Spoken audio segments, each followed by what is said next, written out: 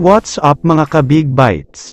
Arvin Tolentino, milyon na multa at lifetime ban sa PBA. Pero bago ka sana magpatuloy sa panunood ay huwag mong kalimutang mag-subscribe sa aking YouTube channel.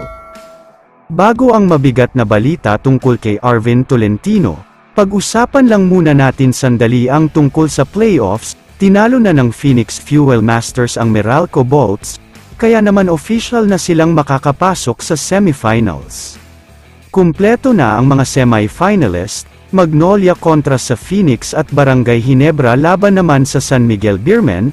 Magsisimula ang semifinals sa Miyerkules, January 24 kaya dapat nating abangan lahat yan. Samantala, kahit natapos na ang quarterfinals ay Ginebra versus Northport pa rin talaga ang topic o pinag-uusapan ng lahat ng mga fans. Marami kasing mga nagsasabi na may hindi daw magandang nangyari sa laban na ito at tila game fixing daw ang nangyari. Para sa mga hindi updated sa mga naging kaganapan, hindi naglaro si Arvin Tolentino sa pinaka-importanteng laban nila kontra sa Ginebra. May chance sana sila sa laban na ito pero hindi siya naglaro dahil sa isang knee injury na sinasabi niya. Pero halos lahat talaga ng mga PBA fans ay medyo may pagdududa sa ginawang ito ni Arvin Tolentino. Nagtataka kasi sila kung bakit biglang hindi siya naglaro kung kailan Ginebra ang kalaban nila, at kung kailan sobrang importante ang laban. Kung hindi nyo alam ay candidate siya para sa scoring champion, candidate siya para sa Best Player of the Conference Award, candidate siya para sa Most Improved Player Award at candidate rin siya para sa First Mythical Team.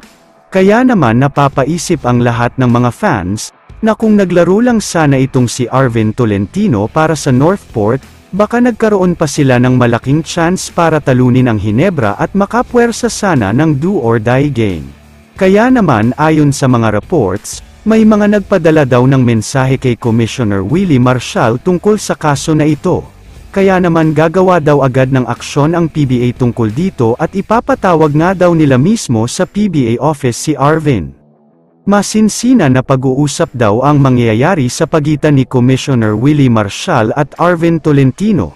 Kapag napatunayan nga daw na may game fixing na involved dito, tatlong bagay daw ang magiging parusa na ipapataw sa kanya. Una nga sa parusa nito ay tatanggalin ang sports license niya dito sa Pilipinas, pangalawa ay pagmumultahin siya ng 1 million pesos at pangatlo ay lifetime ban sa PBA, kaya sana ay malinis ni Arvin ang pangalan niya dahil pausbong at paangat ang career niya. Kaya naman kung kayo ang tatanungin, ano ang masasabi nyo sa balitang ito? I-comment mo naman ang opinion mo tungkol sa tanong na ito. Dito na muna nagtatapos ang video na ito. Maraming salamat sa panunood mga ka-Big Bites. God bless sa inyong lahat.